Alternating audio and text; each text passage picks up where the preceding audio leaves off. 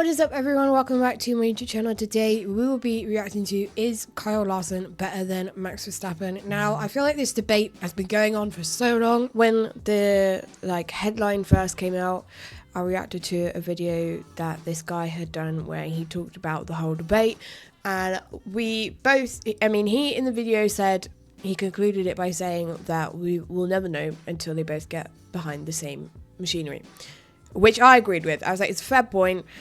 Yes, you can say that Kyle Larson, because he's like an all-rounder and he's done many different things, that there's just so many bits that come into play here.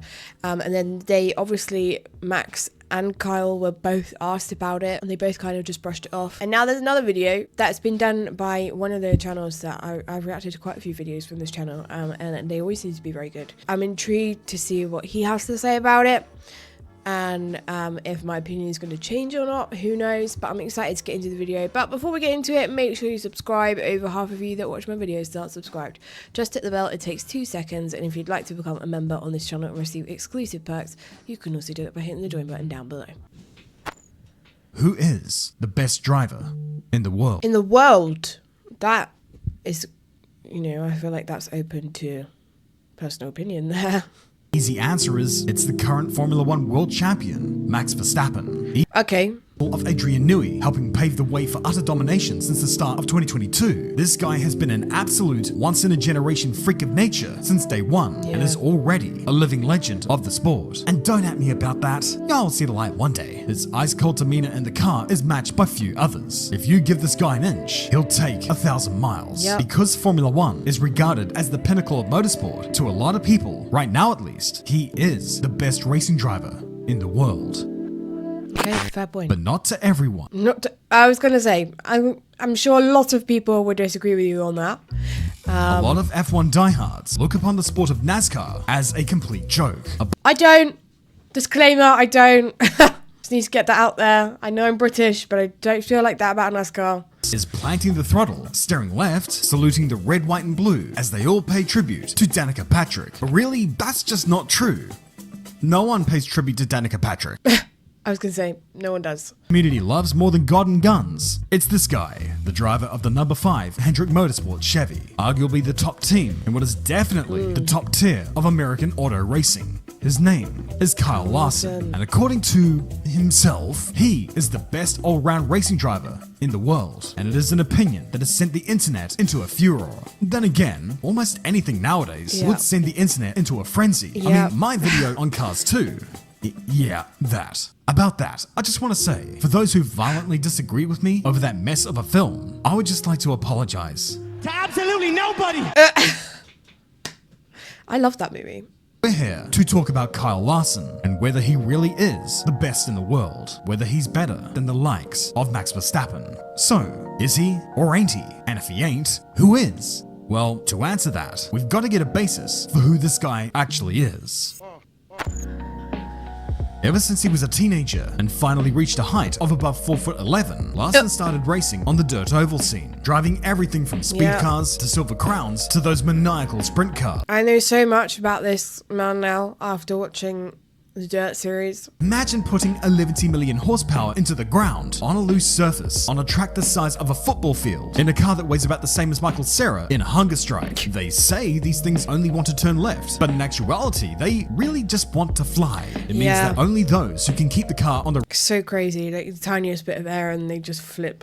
And as you may have guessed, right from the start, Larson had this down. He just kept winning in everything there was to win, too many to list right now, and made himself a household name wherever he raced in the world. But while speedway racing is good fun, you couldn't really blame him if he wanted to begin the pursuit of the almighty dollar, and thus transition to stock car racing, very quickly ascending to the NASCAR Cup Series, driving for Chip Ganassi Racing. Now, Ganassi weren't the best team going around at this time, but they were still good enough for him to show off his craft. By 2017, he had hit his stride. There was no denying how good this guy was at wheel. If he could just get into a better team. I can just sit here comfortably, like in silence, and just watch these videos in awe. I'm like, wow, okay.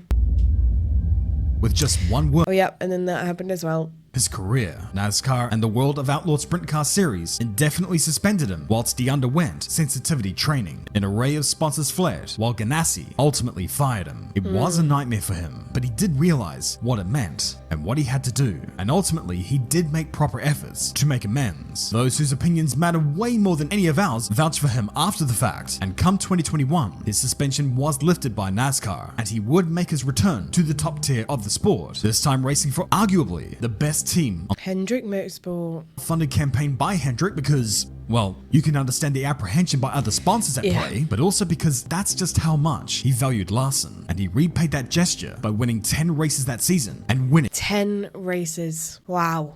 for Larson, but it also did highlight his talent. That playoff run was the stuff of dreams, and still to this day, he continues to set the standard. And just for shits and giggles, he will dabble in the second tier time and again, winning more often than not. And that series is no cakewalk by any measure. But hold on. I hear you say, why are we holding on? NASCAR that much to boast about? Is it really that hard to drive around an oval?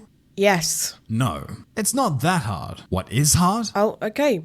I said yes, but The razor's edge, where every microsecond matters, all while trying not to unalive the tires, while the dirty air unalive the tires. to extend you a one-way ticket to the barrier is a task way harder than it sounds like. Some of the best drivers from across the globe have tried to come here. I don't understand it when people say NASCAR is just turning left, or they just drive in circles.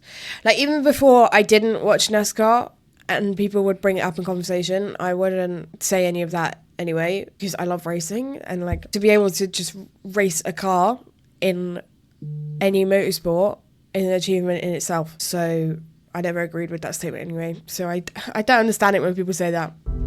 Initially, early on in his career, he wanted to race on the IndyCar scene. It fell by the wayside, but thanks to his profile, he was able to secure his spot on the grid for the 2024 Indy 500. Yes, he did. Finishing 18th overall, but that result does deserve some context. If he didn't have that penalty, man, Jesus. I hope he tries to attempt the double again, because I would love to watch that and actually be able to do it this time, because the weather ruined it. Matter. This debut impressed a lot of people, although not all that surprising when you think about it. He certainly has what it takes to eventually win the 500 one day, so long as the stars align there. But I hear you say, how good is he at turning right? What a real knee slapper that is. Long story short, Did you see me there? I didn't even laugh. I was like, really? He is constantly up the front on road course races and has won frequently there, making him one of the best road course racers throughout NASCAR, and there are some absolute ballers in that field. With more and more road courses being added to the calendar, this is something drivers nowadays have to be decent at, and once again, he is setting the standard. Apart from, perhaps, Shane Van Hamburglar. But hey, too much stock car for you? That's cool. We can talk about endurance racing, about prototypes, 24-hour racing, because Larson has won that too, in 2015, alongside Scott. He just doesn't stop, does he? You could say he's a better, like, all-rounder, because we've only watched Max in F1, so I can agree with you on that. But better driver, we won't know until they get behind the same wheel and race each other.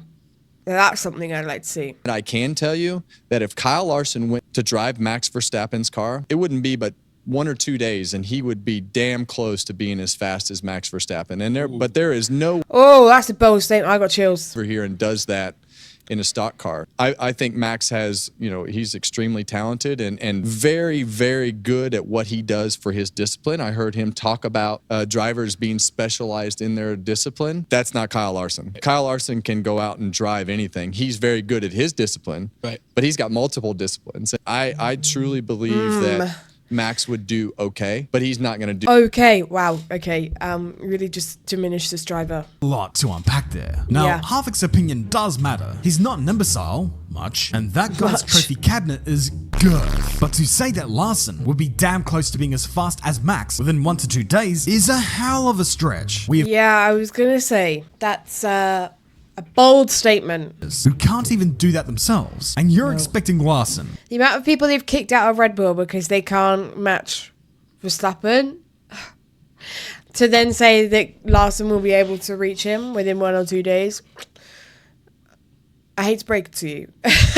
set respectable times that would make you seriously consider evaluating him for a proper seat. Although to get him up to speed would take a season or two, and as we saw from Michael Andretti in 1993 or Logan Sargent from this year, that'll go down like a DC-10 in the 70s. It is true that Larson has done more across more disciplines than Max has done, but that has not been on a part of unwillingness from Max. We keep on hearing him yap on about how he's not going to be in F1 for much longer. This guy is bored shitless. He does want to race in other disciplines such as GT racing, rallying, lawnmower racing, just anything really. He's a racer at heart. I was going to say, I can't see Max being in F1 past like 2030.